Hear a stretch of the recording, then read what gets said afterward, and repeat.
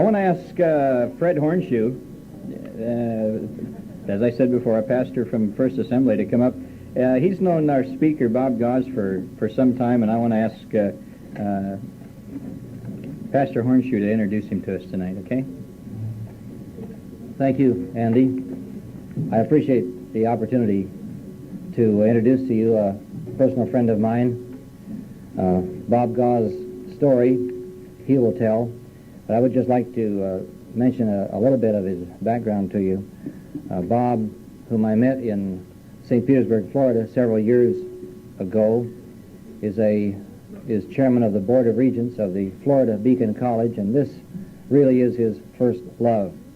But in the business world, he started out before and after World War II in the banking business and the lumbering business. At present is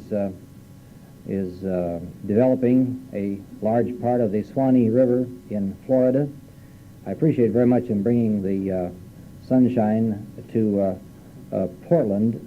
Bob is the first guest of mine since last November that I haven't had to apologize to about the Portland weather. About 22 years ago, Bob Gause founded a bank with $250,000, and this year the assets are $400 million. The Lord has blessed Bob. He has given liberally every opportunity that he has had. Last year, his project was the donation of a new library to the Florida Beacon College. His wife, who shares his love for the Lord, is well known as a speaker in the southeast and the eastern part of our country. And in the east or in the south, if I were introducing Bob Gause, all I would have to do is say, here's Bob Gause, and everybody would know who he is. This is his first or his second time that he's been in our city, and so I did want to share this with you. But his wife, Dr. Norma Neal Gause, resigned her position as professor at the Florida University to join the staff of this full gospel college in the South, and is now the dean of the college, and upon her shoulders and Bob's shoulders, much of the furtherance and the financing of the college rests, and they've done nobly, and they are thanked and appreciated very much in the South. We're very happy to have Bob with us tonight. His story, if the Bible were still being written, his story would rank along with stories like Jonah and the whale or Daniel and the lion's den. And I'm sure that you who heard him Saturday night here or today, Sunday and today, I was with Bob as I introduced him in churches in Albany Sunday morning, Eugene Sunday night, and this morning at the Eugene Bible College, where the young folks there were just stirred beyond words as they appreciated and just felt the very lift of the power of the Lord as he shared his story. There are many, many things that Bob cannot tell us tonight, and he will be careful in what he says. We've just had dinner. The human body cannot take what he has taken, but the Lord did it for him. And I want you to appreciate, and I know you will love Bob in a Christian love as you already do, but after you hear his story, as he gives God all the glory for what the Lord has done for him. Bob Gause.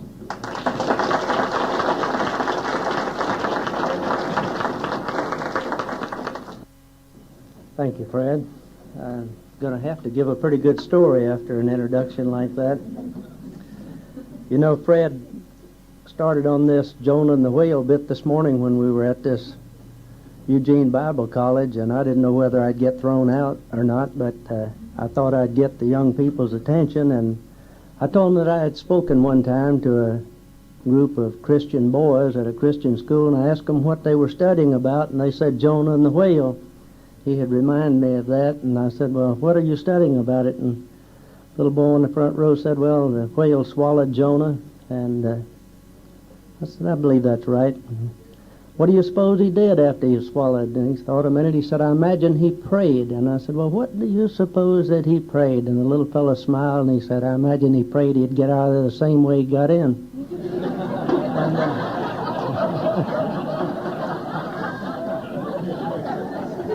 well, they didn't get rid of me. I got away with it.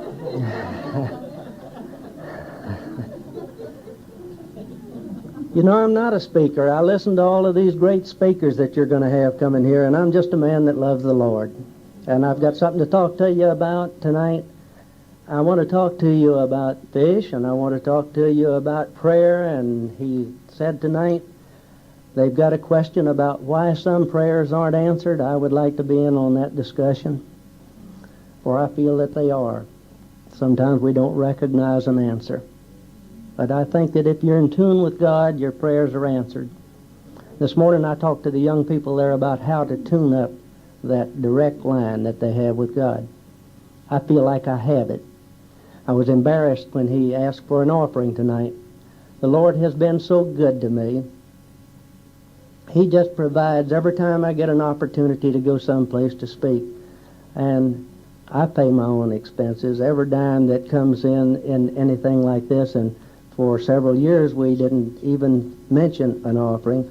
But it all goes to Florida Beacon Bible College, where we are training missionaries and pastors, and the Lord just provides a way for me. Well, I'm not a wealthy man. My wife said, "Bob, how in the world are you going to fly?" One time I flew to Alaska to speak to 15 businessmen that were forming a full gospel businessmen chapel in Kodiak, Alaska. That's a long ways from Tampa, Florida to Alaska. And the wife said, "How are you going to go?" And I said, "Well, tomorrow the Lord will sell a piece of real estate for us." And he did. And so we went to Alaska. Back during the Second World War, I was aboard a little tanker that operated in and out of Miami, Florida, and we operated to Cuba and hauled 100-octane aviation fuel. And my wife was expecting our first child, and she lived in Tarpon Springs, Florida, across the state from Miami, and she wanted to come see me. I was coming in and out of port all the time, and against the doctor's orders, she flew down to see me. And our child was born the next day, prematurely. And we ran up quite a few bills, and back there then the Navy didn't pay all your bills. The government didn't pay all of them. And so I got a 72-hour pass, and I hitchhiked across the state. And my dad owned a fish business, and I borrowed one of the boats and went commercial fishing. And on the way out that night, I had a Navy buddy with me, and I said, "Bob," I said, "we need 4,500 pounds of fish tonight. I know what they're bringing. My dad's buying them. And we need 4,500 pounds of fish for me to pay the bills that I've got, and I'm going to pray about it." And so I explained to the Lord just what I needed and what I needed it for, and you know how you do those things. You go into all kind of details when you're in need.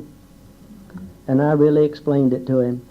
There's a certain way that you catch mackerel down there. You catch them by seeing them first in the water, by the phosphorus in the water, and you have 1,000 yards of net on the back of a boat and a buoy tied to the end of it, and you find the fish and get them where you want them and set the end of the net over and make a circle around them, tie the ends together, and you get inside with a spotlight and run round and round in there and run them into the net, and they gill in it. And if you don't do it in that manner, you don't catch anything.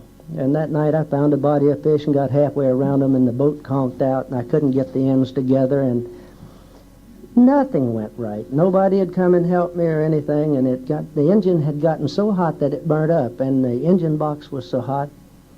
When I started taking up my net, though, it was full of fish. And I just caught fish, fish, fish, and we piled fish in the 26-foot boat. We just loaded it down with them, and when we got in the next afternoon, somebody towed us in finally, and we got in, and some of the fish around the engine box had spoiled. But when we weighed out the good ones, they came to 4,500 pounds. Right, exactly 4,500 pounds. If it only been 4,600 pounds, I'd say, "Thank you, Lord, you overdid it." If it had been 4,400, I'd say, "Well, he almost did it," but he didn't. He gave me what I asked for, and I thought since then, well, now, I'd have gotten along without the 4,500 pounds of fish, but he was teaching me something. He was teaching me what my mother had been teaching me that was in the Bible for years, that the Lord answers your prayers. And he was building my faith, knowing that he answered. And I think that that's the reason that he got it right down to the pound for me. And I know it saved my life at a later date. And tonight I'm going to tell you about it. I got shipped out of out of Key West, Florida, to Shoemaker, California. Some of you fellows will know about Shoemaker, California. That was the amphib base during the Second World War, and I was scared to death I was going to be sent out on an amphibious ship, and I sure didn't want to do that. I was a senior quartermaster on the base at that time, and they shipped me out on the USS Indianapolis, the flagship for the Fifth Fleet. they needed a chief quartermaster, and they didn't have one in the base, so they sent 2 first class out there. They figured that 2 first class might make a chief one of these days, so I got to go aboard the USS Indianapolis as their senior quartermaster. And the USS Indianapolis was the flagship for the 5th Fleet. We carried Admiral Spruance aboard our ship. That was the ship that carried the atomic bombs that were dropped on Hiroshima and Nagasaki. Carried a complement of 1,200 men. It was 667 feet long. That's the length of 2 city blocks. I never did get to know all of the men that was on that ship. You don't know that many. You only know the fellows in your division or something. But we got into 5 major engagements while I was aboard the USS Indianapolis. We were in on the first 3 airstrikes in Japan. We were in on Iwo Jima, Okinawa, and Tanachishima, and battles like that. At Okinawa, we got hit by a suicide plane, and it killed a bunch of men in my division. And up until that time, I had to stand no watches. I was the senior quartermaster, and I set the watch list, and I assisted in navigation, and I steered the ship during battle or in and out of port. But I had to stand watches after that. We were short on hands, and they put me in, or I put myself in steering aft. Some of them said that I was afraid, that they noticed I never did take the steering aft watch. That's 5 decks below, 5 stories down in a heavy cruiser, and they dog you down all the way down. That means that they can't get out unless the guy above you lets you out. I have claustrophobia. And we had 5 airstrikes while we were down there, the 5 days I spent in steering aft. And we came back to the States and got patched up. And soon after we got patched up, well, while we were being patched up, my wife flew out to the coast to visit me. And we were supposed to go from Hunters Point, California to San Diego for aerial gunnery practice. And one afternoon or one evening, the captain called for quarters, and he said, "There'll be no more liberty. We're going back into the war zone in the morning." Well, after everybody went to sleep, I jumped ship.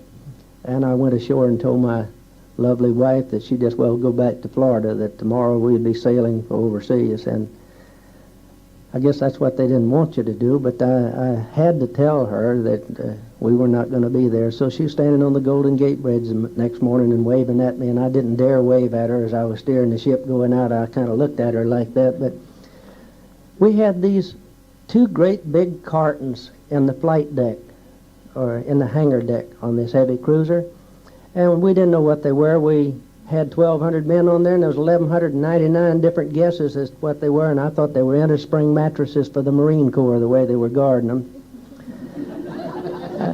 They really guarded these boxes. And you know, it was just about 3 years ago that I found out that the bomb parts weren't even in the hangar deck. They carried them up into the officers' quarters, and they had these things in the hangar deck in case anybody had the word that we had something on there to divert their attention. And when we got to Tinian, we set a world record speed run on the way over.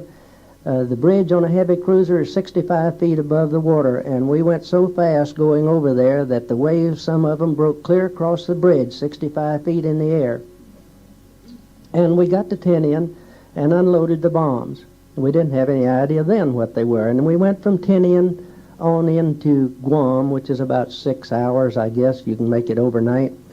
We got there and unloaded the admiral's staff. The admiral hadn't come back to the States with us. He was still in Guam, but we unloaded part of his staff.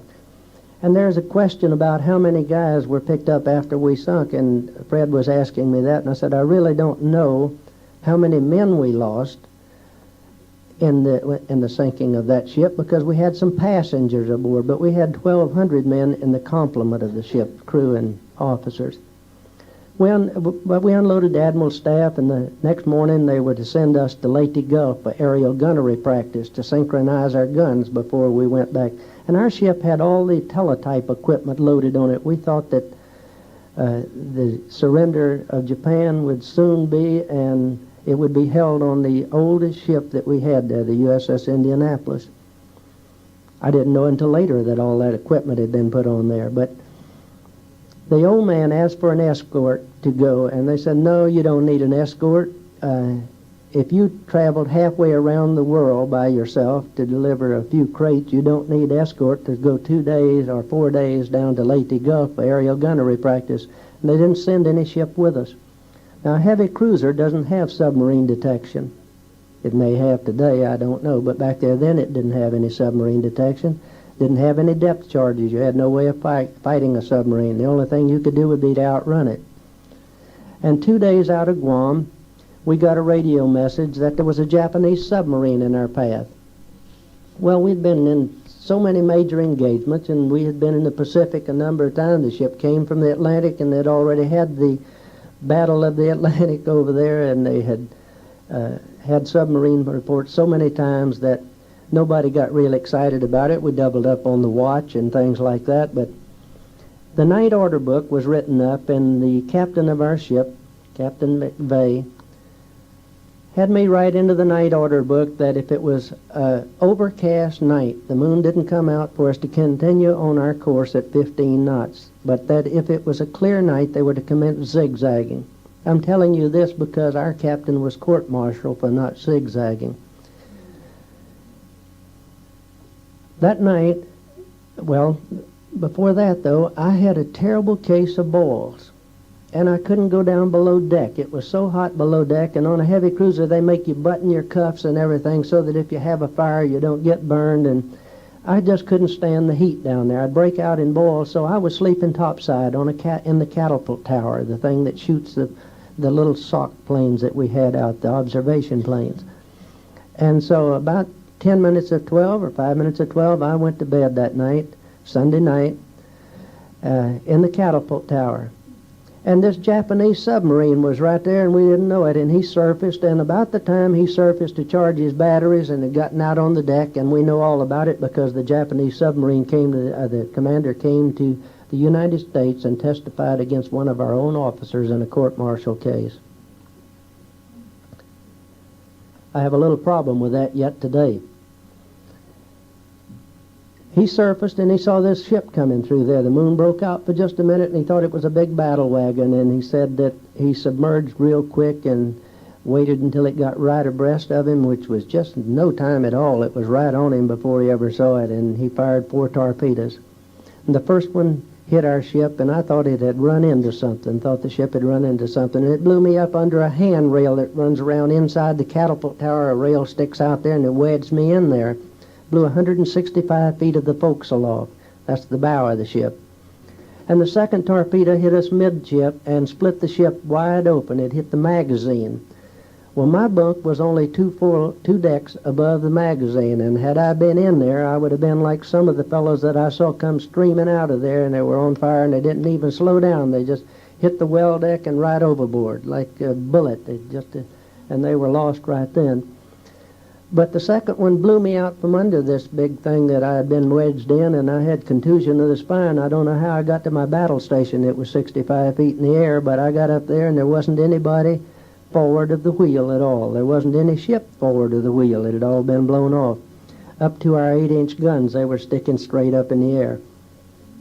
And I went around behind the bridge, and the captain and the gunnery officer and a couple of quartermaster strikers and a bugler was there. And I don't know how I didn't see them as I went by them going to my battle station, but they were standing back there. And I turned to the quartermaster striker, and the ship was listing so then to starboard side it had about a 45-degree list. And I said, "Allard, we're fixing to sink, buddy." "No," he said, "we've been hit so many times since I've been on here in the last 5 years." And he said, "This ship isn't going to sink." And I said, "Well, I haven't been on here that long, but I've been on the sea all my life." And I said, "When a ship lifts that far and it just quivers like that and it doesn't come back, and then it lifts again a little bit more and it doesn't come back, something's going to happen before long, or you're going to be standing on the keel." And the captain knew this, and the captain had been sending a messenger aft to get a radio message off, an SOS or anything, giving our location, because we were traveling during wartime, and our exact location isn't like it is now. They know today with our sophisticated gear just exactly where every ship is, even if it's a submarine below the surface. Our instruments tell them where it is today. But we didn't have this equipment. And the captain finally said, well, I'm going aft myself and find out why a messenger doesn't report back to me that we got an SOS off. Well, I gave him my life jacket. I knew the captain very well. And he didn't have on a life jacket, and I said, Captain McVeigh, the well deck is awash. I just came from there. Take my life jacket. So he took my life jacket, and I turned to this quartermaster striker and said, Allard, buddy, we're fixing to sink, and I don't have a life jacket. And he said, man, in the signal bridge, I've been playing poker down there, and sitting on life jackets, there's a whole stack of them. And so he went down and came up with 2 of them. And life jackets were very important. We didn't know it at that time, but having carried these atomic bombs at such fast speed, we had lashed down all of our life rafts and the lifeboat that we had on there and had not unsecured them so that they'd float off of the ship. They were still secured. And we didn't know that at the time. But soon after he brought these 2 life jackets up and handed them to me, he handed me a Mae West, and he handed me one of these type that you put on like an inner tube that goes around you and you blow it up. Commander Flynn said, prepare to abandon ship. Well, you know, that ship sunk in 10 minutes after it was hit. But I had been prepared to abandon ship about 6 or 8 minutes. I figured that it was going to sink, and I was ready. And when he said to prepare to abandon ship, I thought I'd better get off of it, because I had heard that when a big ship went under like that, the suction pulled everything around it with it. And I had no intention of being pulled down if I could help it. So I started running down the side. Somebody asked me yesterday or today, said, Bob, how far did you have to jump to the water? And I said, well, I took the first jump, and I jumped and ran right into the bilge keel. The ship had leaned over so that you could just run down the side, and I don't suppose I had to jump 6 feet to get into the water when I once got to it. And I jumped overboard, and it was 12 o'clock on Sunday night. I didn't have a bit of fear in the world about going in the water. The only fear I had at that time was to get away from that ship so that I wouldn't be pulled under. And I swam as hard as I could swim, and I got out there about 150 yards away from the ship, and somebody had gone overboard before I did because I ran into him, and he didn't have a life jacket. And so I said, fella, I've got 2 of them. Which kind would you rather have? And he said, I'll take that kind you blow up. He said, we're going to be in the drink a long time, fella, and that other one's only good for 72 hours.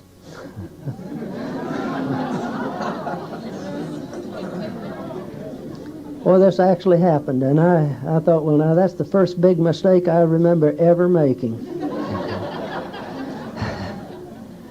Let me tell you something about those life jackets. If you ever get a chance, put on a Mae West. Don't put on one of those kind you blow up, because you jump around in it and you bounce around in it for 4 days and 5 nights like I did, and you wear holes in it, and when you wear more than 10 holes in it, you're in trouble. This fella didn't make it, but my life jacket held me up. Not by itself. I'll tell you about that a little bit later. Anyway, we began to form a group, and the moon broke out again in just a very few minutes, just for a second, and I looked back, and the ship was standing right on in, and there was about 300 or 400 guys hanging on the life rail right on the fantail of the ship. And I talked to these survivors every 5 years, and they said when that ship went under, it didn't suck a soul under with it. It just slid under the water so easy, and they drifted off of it like flies. We estimate that maybe 300 men went down with the ship. In a Navy ship like that, a big ship, you have what we call watertight integrity. And when you get hit, you give a party so many seconds to get out of a compartment. You seal it up then. If the guy didn't make it, if you see him coming, you're to seal it right in his face. You have no choice.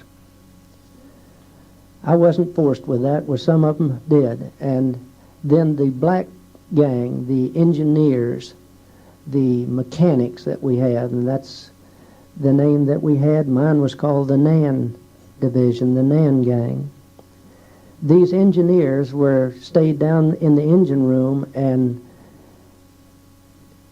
cranked up the submersible pumps to try to hold the ship afloat, and those men went down with the ship. We estimate that about 300 went down, and I'll tell you in a few minutes how we estimate how many was left there. About an hour after the ship sunk, I saw something waving out there again, and I was telling Fred that I only saw the moon break out 3 times that night, and I saw something every time that it came out, so there was a lot of activity going on there, and I saw this thing waving, and I thought, well, that's another guy in trouble, and I swam just as hard as I could to get to it. And I swam up about as close as the piano, and about 6 feet in front of that was a dorsal fin sticking up about that high. And that was the shark's tail cut in the water there. Well, you know this young fella that won all the Olympic races that had polio? He didn't ever race me. I didn't even bother to turn around. I just kicked it in reverse. And you talk about somebody that was making some time. I really did. I got back to this group of fellows that were there, and it was a pretty good-sized group, but we were just kind of scattered all in a room about like this, see, and you would be scattered very close to this size. And I said, "Fella, we need to form a great big circle, and I need to get in the middle of it." There's a shark out there that just won't wait. And we did form a circle. And some guy had about a 50-foot piece of rope, and I don't know yet why anybody went overboard carrying a piece of rope, but we were sure glad that we had it. And the Mae West life jacket, you have 2 rings on each side of it. And we ran the rope through the rings, and we'd form a great big circle like that and tie the rope, and the guys with the rubber inner tube type things got on the inside. That put me on the outside circle.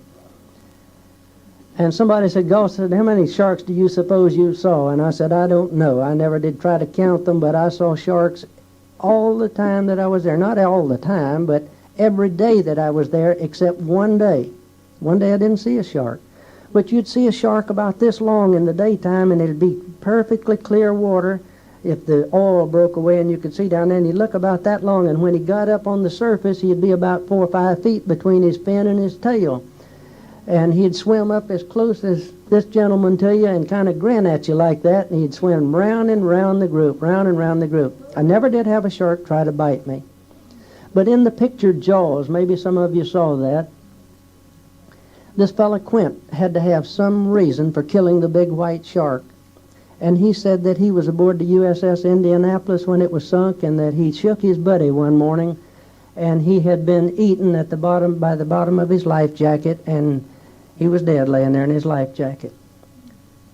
Quint, I understand, never was aboard the Indianapolis. They took this out of a book that I helped write 25 years ago, and this happened to me, and I shook a buddy of mine thinking that he'd gone to sleep, and when I shook him, he rolled upside down and the shark had eaten him. I never did see a shark bite a man, but a man would drift away from a group maybe 10 feet at night, and if he ever did, at night, you'd hear him scream and you would never see him again. In the picture Jaws, Quint said that 6 men per hour were eaten by sharks. I don't agree with this. The mathematics are just a little bit better than that. We swam 109 hours, and I know that a bunch of men drowned. There was 300 of us picked up. There was 300 of them possibly went down with the ship.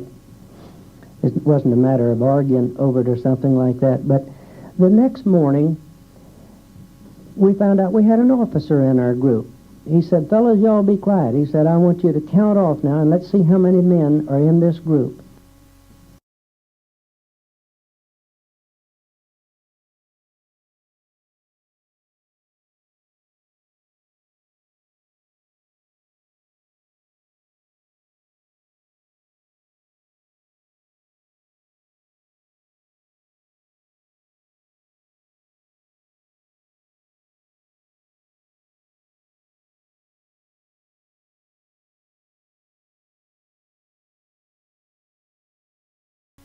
And there was 157 in the group. We counted off, and out of that 157, 27 of us made it. And we estimated from that ratio how many fellows that we thought might have gotten off of the ship. I know that out of the 157 that we had there, we were probably as good as swimmers as any of the rest of them. But the next thing that this man said, he said, "I think that we ought to pray." And I don't know what took him so long. I've been praying since midnight. But I agreed with him. We ought to be praying. And he said, "I'll lead off a prayer, and then anybody that felt led, you just follow along, and maybe each and every one of you would want to pray." And I think everybody there did. And he started off by explaining to the Lord where we were. He said, "The nearest land is 250 miles from here.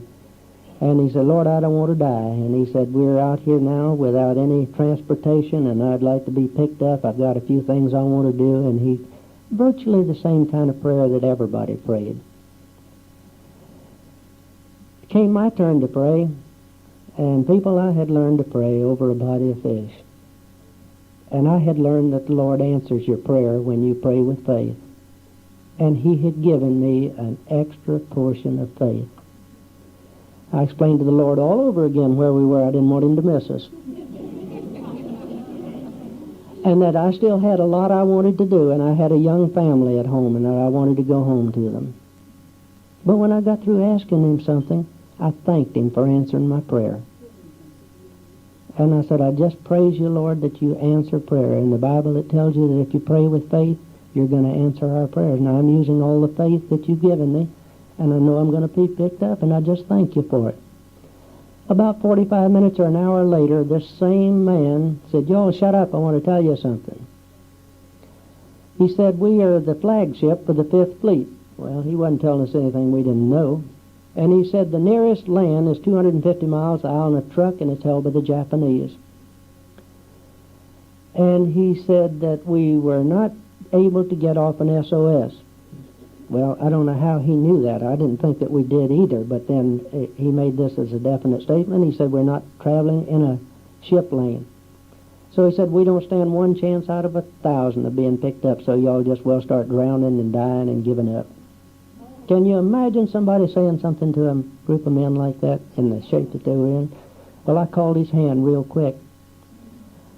And I said, fellow, I thought I heard you pray. He said, I did pray. I said, didn't you pray to be picked up? Yeah, I prayed to be picked up. I said, what's the matter? Don't you believe? I said, in the first place, you didn't even know where we are. The nearest land's 2.5 miles straight down. We're in about the 2nd deepest place in the Pacific.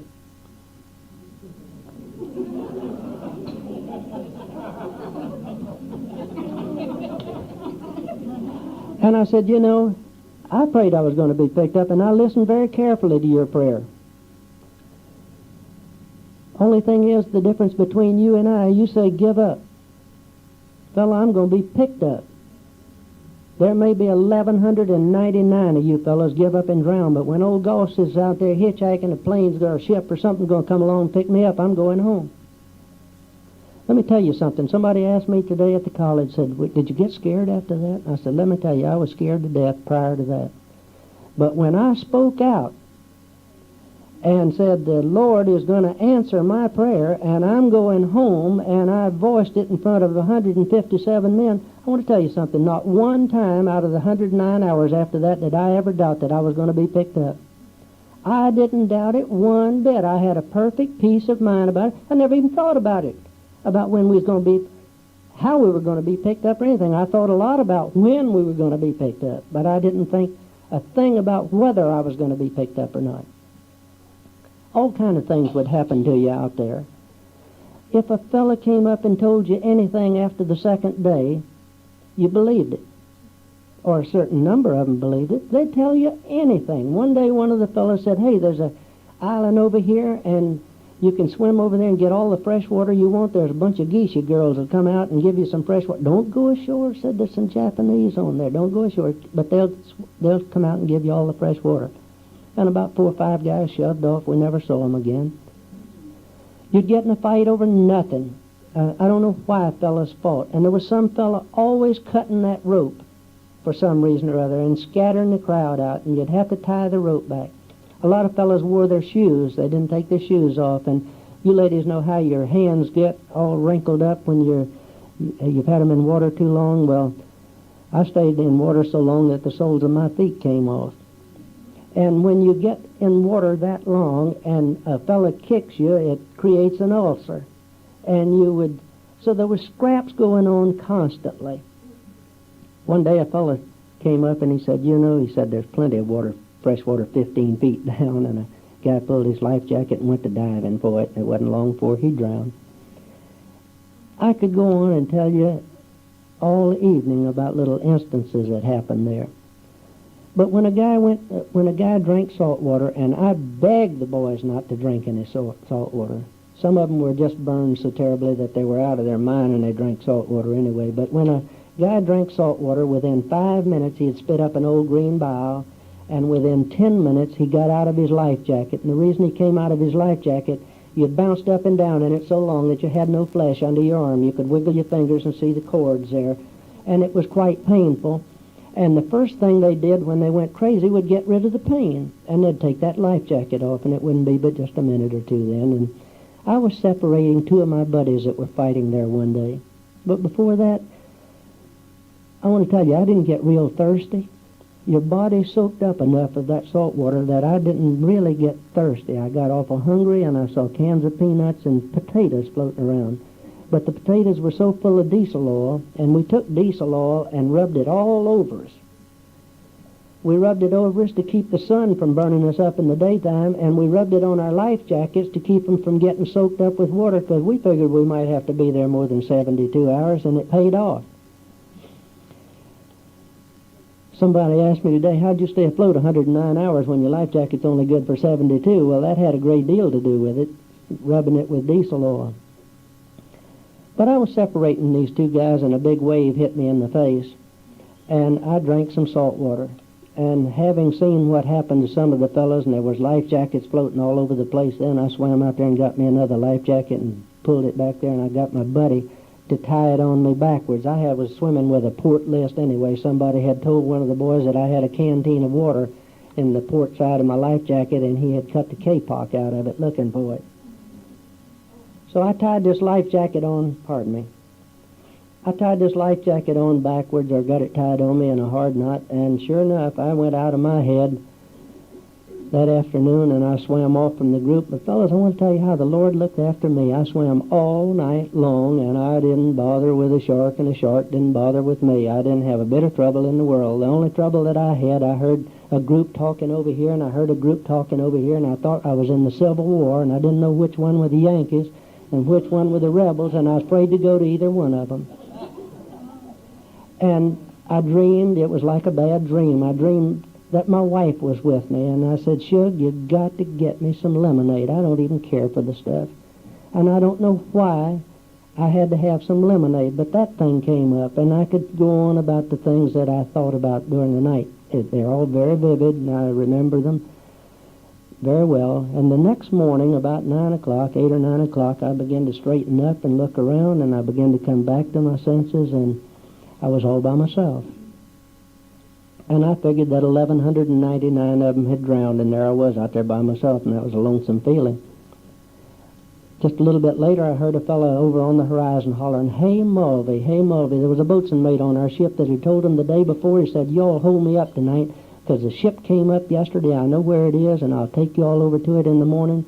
Get all the fresh water and gee-dunk that you want." Gee-dunk's ice cream in the Navy, and Mulvey had been sunk before, and he knew his time was just about up, and he needed some help, and so some of them had held him up. But one of these guys that had diesel oil in his eyes and couldn't see 3 feet had misplaced Mulvey, and he was hollering, "Hey, Mulvey," he wanted some of that ice cream and water.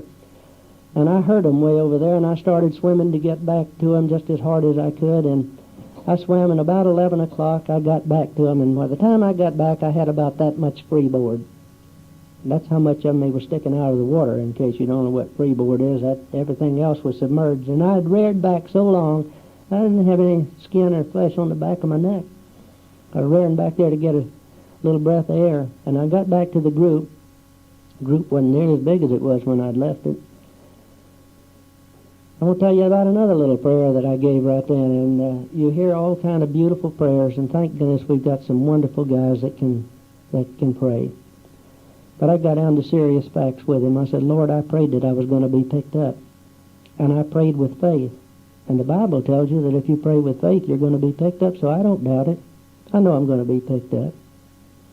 But Lord, I've done everything that I can possibly do on my own. You got to get on the ball now and do something." I talked to him just like that. "Get on the ball, Lord, let's do something."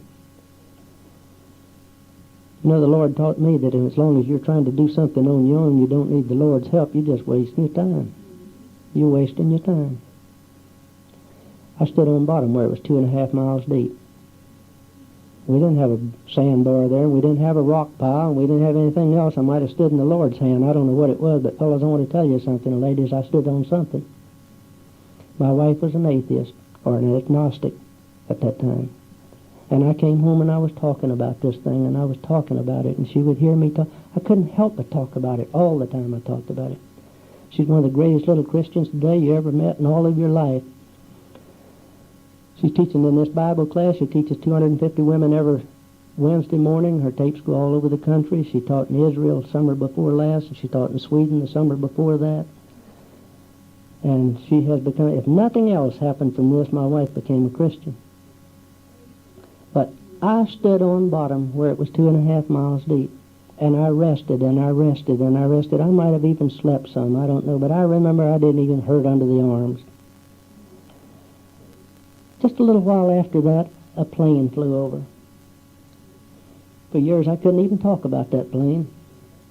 We had had a plane fly over. You could almost set your watch by it. A plane flew over almost every 4 hours.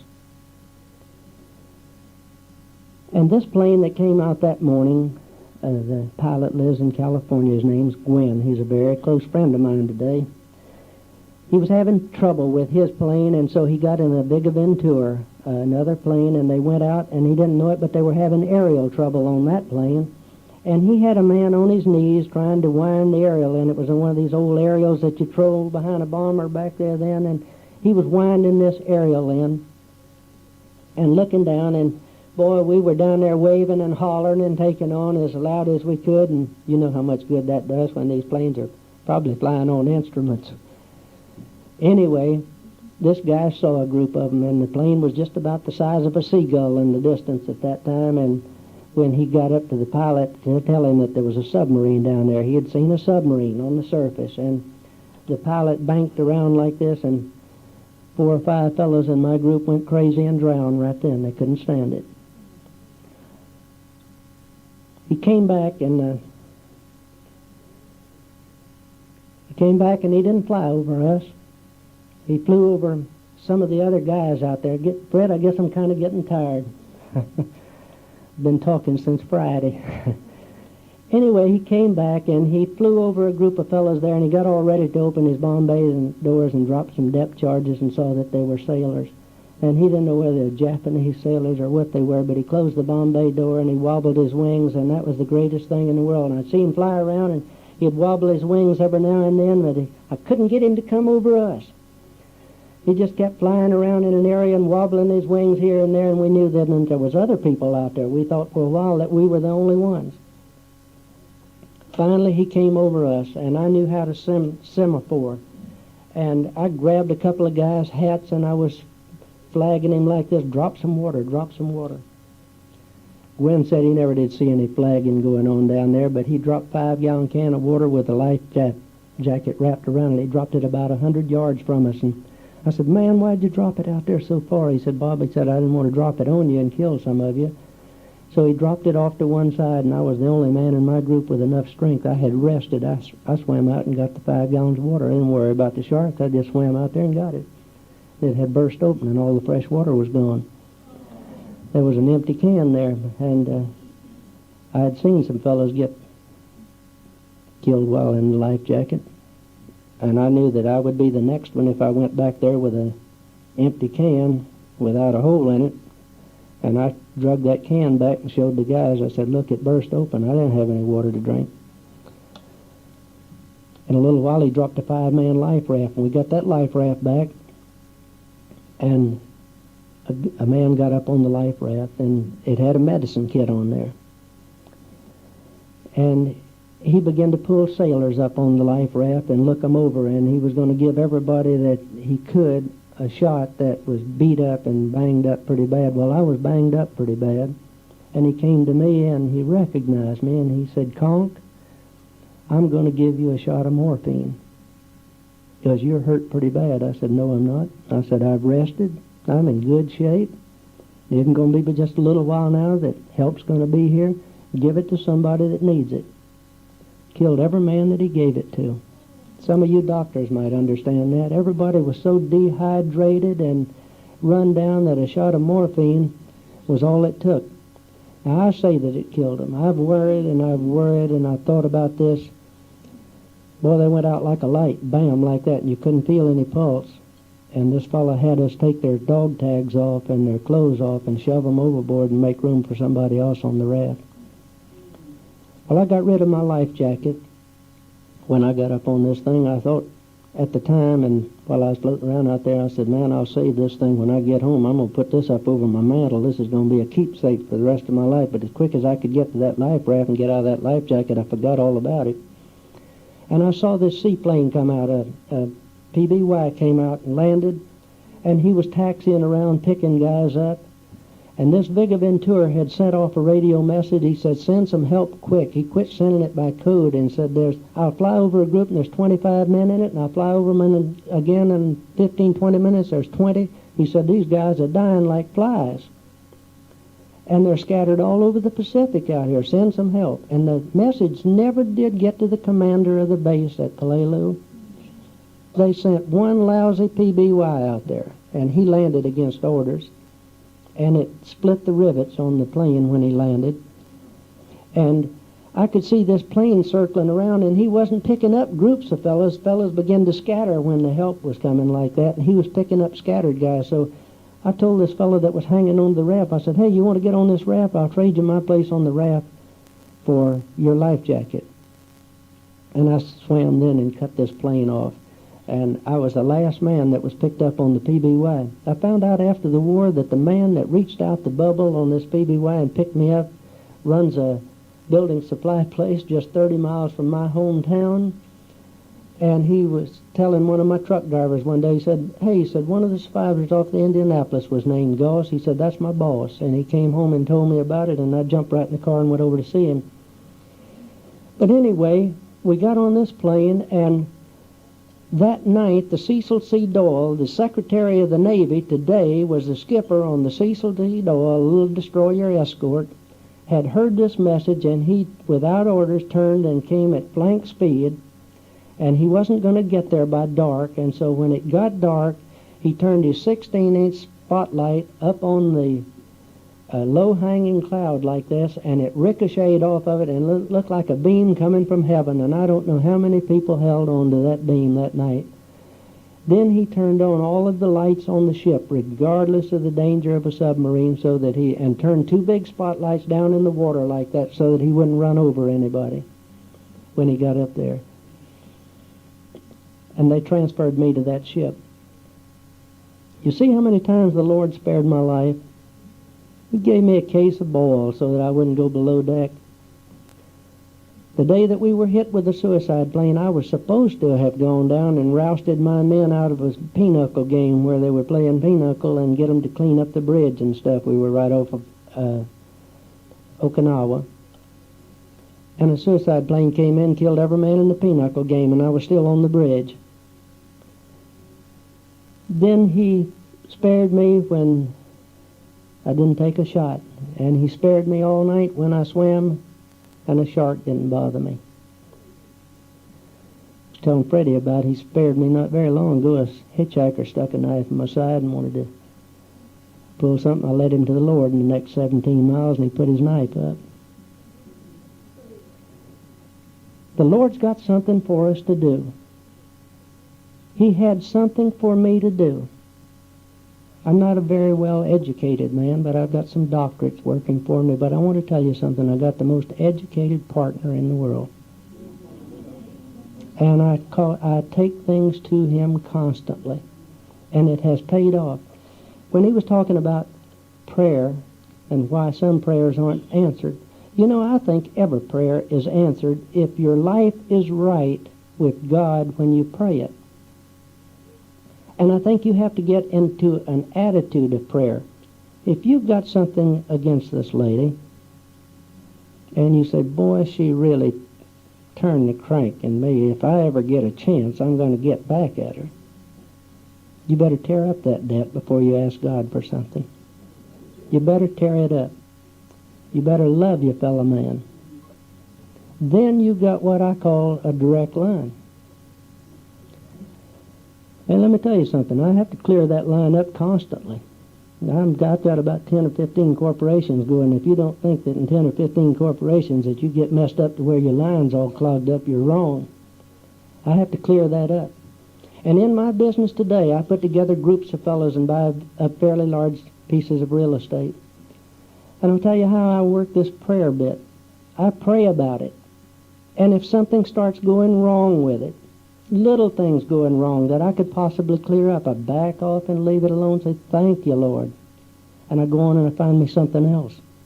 And if that starts falling into place, I buy it. And I haven't bought a piece like that I haven't doubled my money on. But once in a while I find a piece that looks so good that I don't need the Lord. My goodness alive, the man can't do anything but get rich on this, and I just buy it and I've lost my shirt. I use it in everyday business. Let me tell you something. There's not a couple in here tonight that had any more trouble than I had when I was married to a little agnostic or atheist. You all don't know what trouble is. I've had it. My wife and I pray together. We've been married 39 years. I got 4 Christian children, 7 grandchildren. You could have it too. I'm sure that you all are Christian, most of you. There might be somebody here that isn't. There might be somebody here that wants to learn more about faith and how you get your prayers answered. I'm not a preacher. I'm just a businessman. But I'm a businessman that knows what God says to you about prayer. I know what He says to you about answering prayer. I know what He says to you about loving your fellow man. I got embarrassed tonight when you said something about you need to take up a collection for this fellow. He came from Florida and it's a lot of expense. You don't need to take up a collection for me. It's all going to go to Florida Beacon College. The Lord's provided every time I've ever wanted to go anywhere, I'd go at my expense. The Lord provides it because He wants me to talk to somebody. Maybe I only spoke to one person while I came out here to the West Coast. Maybe I'm speaking to you. People, you pray with faith.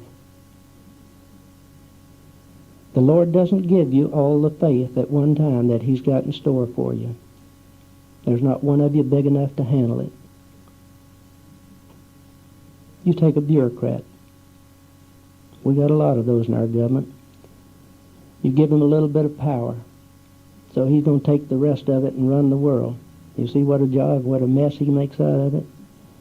That's what you'd do too if God gave you all the faith that He has in store for you at one time. He lets it grow, and the more you use it, the more you can handle. Some of you might have needs here tonight. I have a need. I take my need to the Lord. In my house, you talk about a healing ministry. In my house, we have a Bible class every Monday night. We have for about 4 years. And I've had some of the greatest healings that I've ever seen in my life right there in my home. You talk about miracles. The greatest miracle in the world is that miracle of everlasting life. And you can have that just for asking for it. It's so simple that it's hard to leave a college professor to the Lord. He thinks it's too simple. He says if you come as a little child. He doesn't say come as a graduate. Come as a little child. Anybody here that wants that tonight that haven't had it, I would just be happy and so pleased that He might use me one more time to show you that all you need to do is admit that you're a sinner and ask God's forgiveness, then ask Jesus into your life. And it doesn't say one word in the Bible that He's only going to forgive one sin. It says that He's going to forgive all of them. You may only think of 1 or 2 of them. He'll put 1 or 2 of them in your mind. But it doesn't say that He's only going to forgive, and He doesn't say anywhere in there that maybe I'll forgive them. It says, I will. And then He says, I will come into your life. He's come into mine. How many of you have that same feeling in this room? Thank goodness. Listen, time's growing short. You ought to really get out and talk about it like I do. and I'm sure that a lot of you do. I'm not a speaker, but I never turn down an opportunity to tell somebody about Jesus Christ. I just thank you so much for inviting me here tonight. This has been about the greatest weekend I think I've ever had. I couldn't hardly talk this morning talking to that bunch of college kids there that are training to be missionaries and training to be pastors, and that's what we've got at Florida Beacon. It's just a little tiny college. We don't have but about 65 or 70 students. We've got a great big overhead. We could handle twice that many students, and we're fixing to have them. There's a Christian television broadcasting station fixing to go on our campus right away. It's already been approved, and this Project Lookup that some of you are familiar with, that satellite program, is going to be located, I think, on Florida Beacon College's campus. Oral Roberts, look out. We're on our way. I just enjoy so much speaking with you folks. You know, I was telling Fred that it really does me just as much good as it does anybody else for me to get out here and share with you. You need to do this, and you need to be built up from the surrounding Christians that you're talking with. And I was beginning to get stale. I had just gotten out of the hospital a few weeks ago, and I kind of got stale while I was in there. I missed out on some of my fishing, too. Let me tell you one thing about fishing. Fred told it on me last night. I told Fred one time, I said, Fred, I caught a fish one time that measured 3 feet. And he said, you did? And he was fixing to tell me about the one that he caught that was that big, too. And then I said, mine was 3 feet between the eyes. And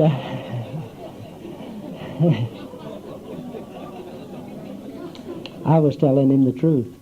I caught a hammerhead shark that you could lay a yardstick right between his eyes. We pulled 15 feet of him out of the water, and it held the record in the state of Florida for a number of years. 3 years ago, somebody beat my record, but I'm not going to try to tie it. Thank you so much for inviting me out.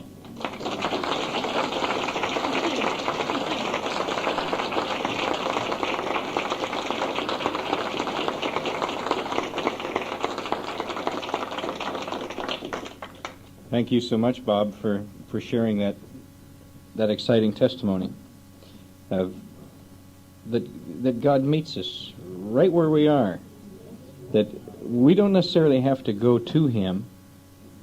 All we have to do is say, God, if you're real, prove it to me. I need to know you.